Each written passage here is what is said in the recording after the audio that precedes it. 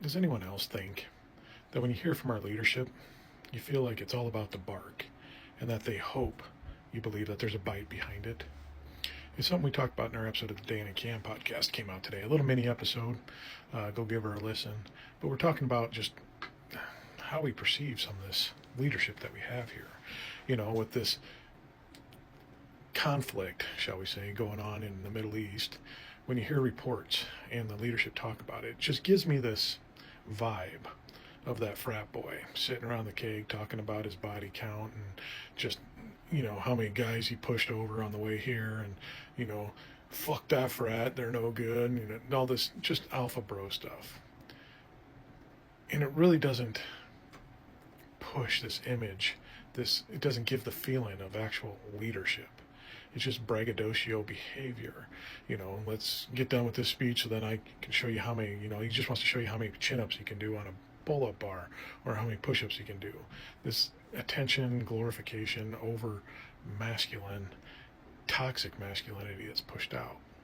And I think this whole administration has just been the personification of toxic masculinity.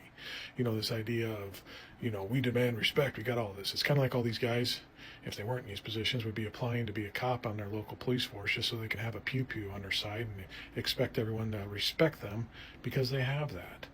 And not about anything else that they do, just the fact that they have a badge and a pew-pew. It's just the feeling I get from them. It's this toxic masculinity, like the whole Andrew Tate persona, just personified in our leadership. I think you can kind of see it for what it is, as the ick that it really is, and just how discouraging it can be. But I think there's a good part about this too. Sometimes, when you gotta change things up, you have to admit and acknowledge a problem. And right now, they're just showing the problem with toxic masculinity and what it really looks like and what it really can do in this world. And it's not about being grown up or being mature. It's about deflection, pointing fingers at other people. Don't look at me. Everything else is going out. Zero accountability, and everything else and all the problems are everyone else's fault.